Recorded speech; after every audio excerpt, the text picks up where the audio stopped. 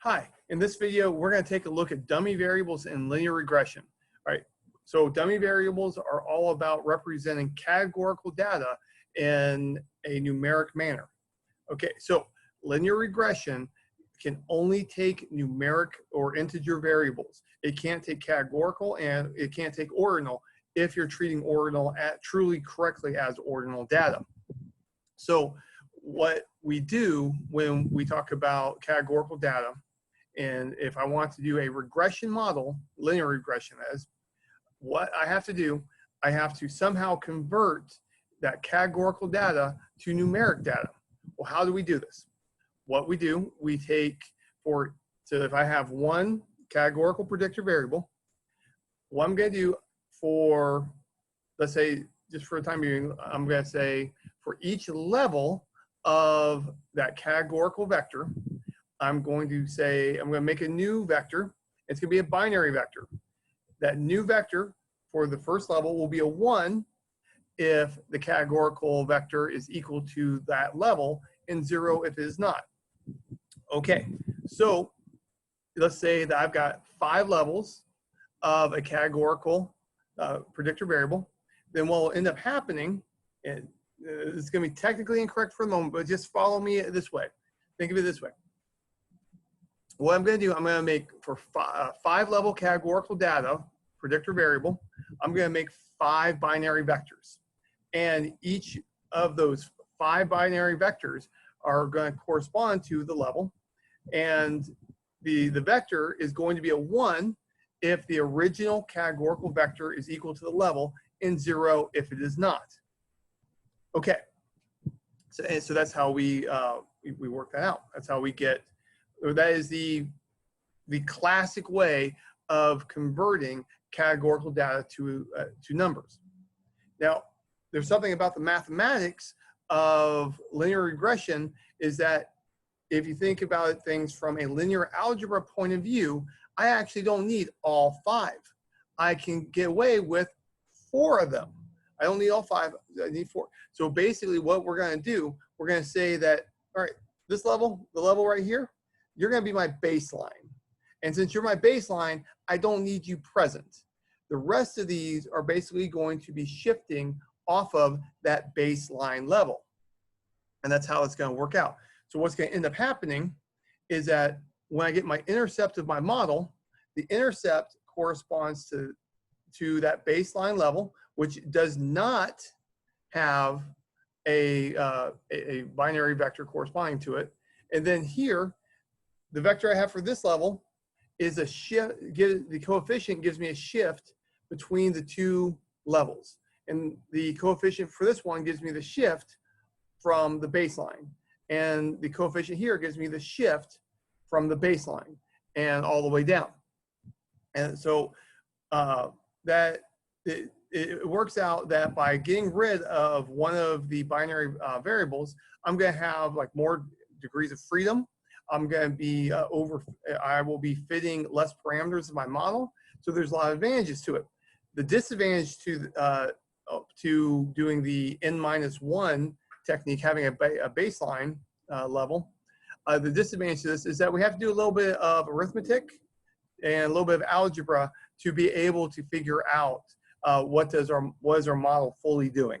But it's worth it. So first thing we need to think about is that when we do linear regression, it can only have numeric or integer predictor variables. I can't have categorical and I can't have ordinal.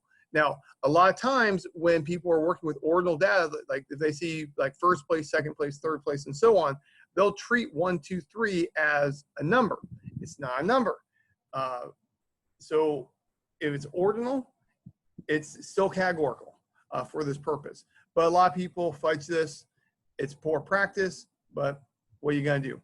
Now, when we do this technique, when I do this dummy variable method, if you think about it, I took 1 predictor variable and I created 4 binary predictor variables. All right, so that is greatly increasing the number of columns I'm working with. Now, when we do this in R, these 4 we never even look at, we don't see. These are all under the hood.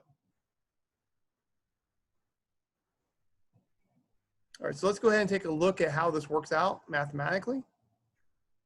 So we're going to be doing a simple linear regression model. First thing I'm going to do is I'm going to read in the data, and this is going to be the changeover times. So we're using the textbooks data set, and I've modified the code. All right, so if I look at the data set, I can see that there is a column called method. And method takes on two levels, either existing or new. It's got two levels. Okay, so what we want to do is we're going to create, like conceptually, think about it this way. Conceptually, I'm going to create two dummy variables. Whenever method is equal to existing, the first one will be a 1. When it's not equal to existing, it's going to be a 0. The second binary vector is going to correspond to new. When method equals new, it's going to be a 1, like you see here. And when it's not equal to new, it's going to be a 0, like you see up here. Well, remember a moment ago, I told you that algebraically, we actually don't need both of these vectors. We can go with n minus 1. So if there were 10 levels to this predictor variable, I could get away with just making 9. If there were 20 levels, I could get away with making 19. And so this helps us out on degrees of freedom front. And this makes it so that we're fitting fewer parameters. This is good overall, but makes interpretation a little bit tougher. So what the author of the data set did, they went ahead and created a new, and they did not create an existing binary vector because it's not needed. Okay, and so in this situation, method is our predictor variable, changeover is our target variable, and new is the binary vector corresponding to method where its reference level is new.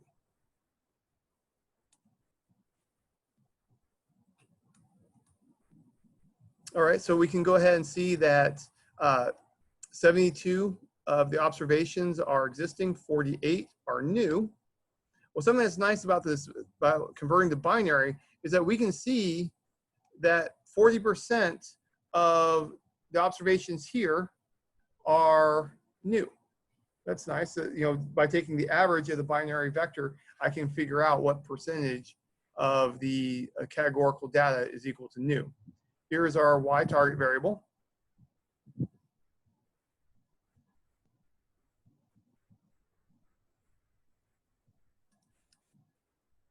All right, so now let's go ahead and plot some data. Let's take a look at what's going on. So here, you know, I go ahead and specify what x is. It's new. Then y is our target variable of changeover. Then I'm labeling the plot, and I'm making different colors just to make it pretty. And the 19 tells R to make solid characters.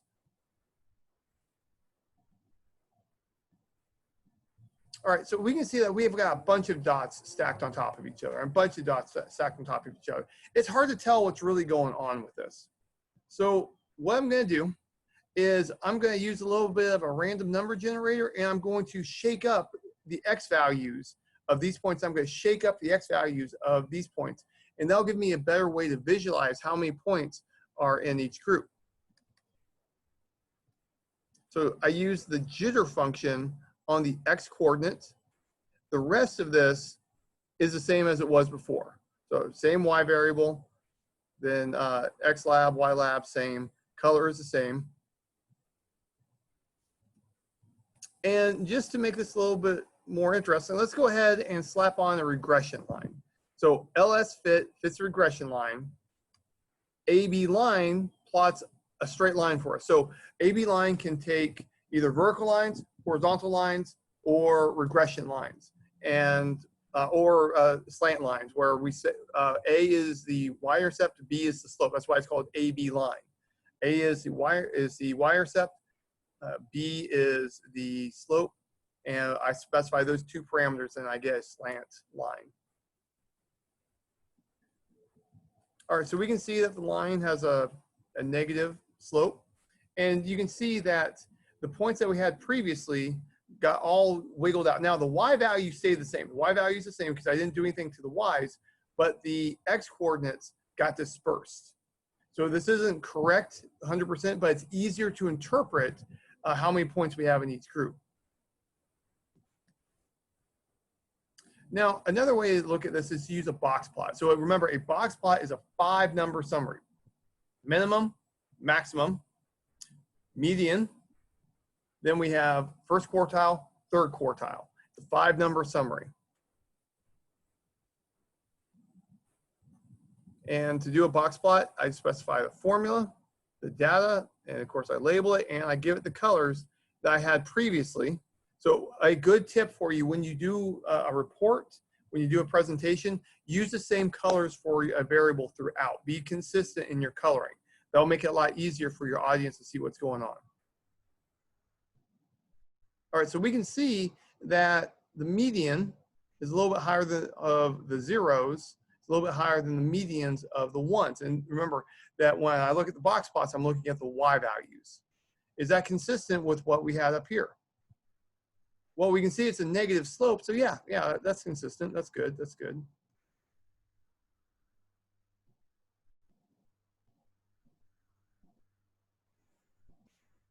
Now, you'll notice here, I've got zeros and ones. That's binary. That's because I'm using new as the, so I used new as the X coordinate. Now I'm changing it up so that I'm using method, which is a categorical variable. And I look and I see, I get the same picture, but now it's more explicit. Okay, so we have 2 representations of the same data. Or, well, if you think about it, existing and new is going to be easier for a person to interpret, right? But I can tell you that overall, if I'm concerned about computation speed, if I have a 2-level categorical data, representing it with zeros and ones will be a way to get things computationally faster. So there's advantages and disadvantages. Zeros and ones, it's hard to tell which one's 0, which one's 1. You have to go reference something, you have to figure it out, but it's computationally faster.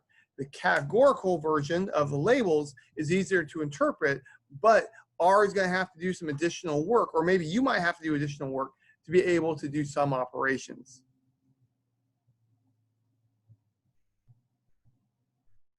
All right, so let's go ahead and let's build some linear models. So here, I'm going to say that our target variable is dependent on the binary vector.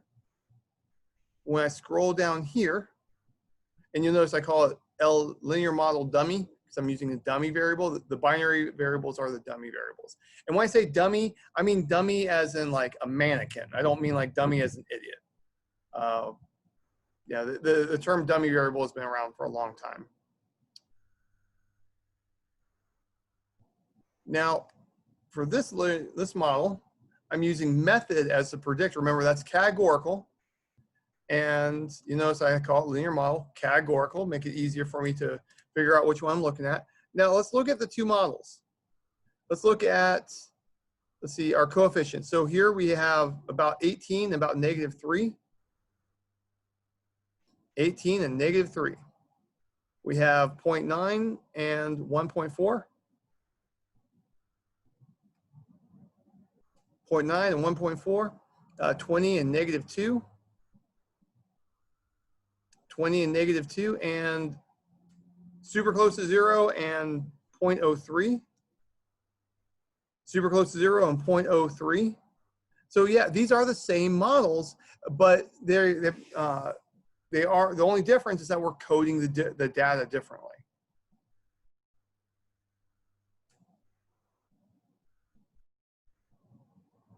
All right, so what's going on with this?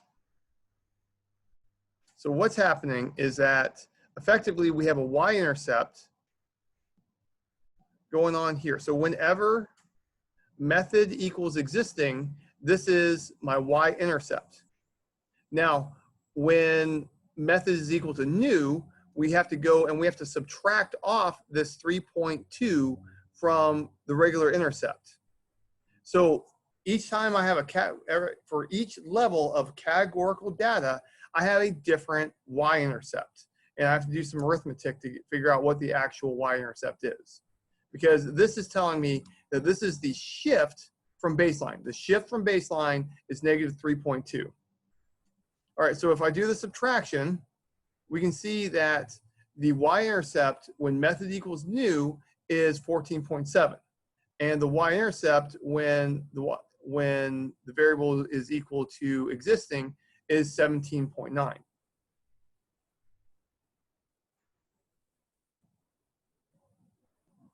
All right, so something that we can also do. So what if you don't like doing this arithmetic? But what if this is kind of a pain for you? You don't like doing this. Well, something that we can do, R gives us the option of not having that intercept at all. But then we keep all the levels. So in the example I'm about to give you, if I had 5 levels of the categorical data, what I would do, I would have 5 binary, but I would throw out the intercept term. If I throw out the intercept and keep a binary vector for all of the levels, then there's advantages and disadvantages to that. So to achieve that in R, all I do is I put a +0. +0 says to not have an intercept. But I can also do a -1. -1 for subtracting or pull out the intercept. The intercept is corresponds to all ones. All right, when I do that, you'll notice I get the same value here as I did previously. I get the same value that I did after I did that subtraction, and you'll get the same values over here and all that. And most things will be the same, but you'll notice, look at the multiple R squared and the adjusted R squared. So it's a little bit better than 0.8. If I go back up here, it's 0.04 and 0.03. That's a big difference.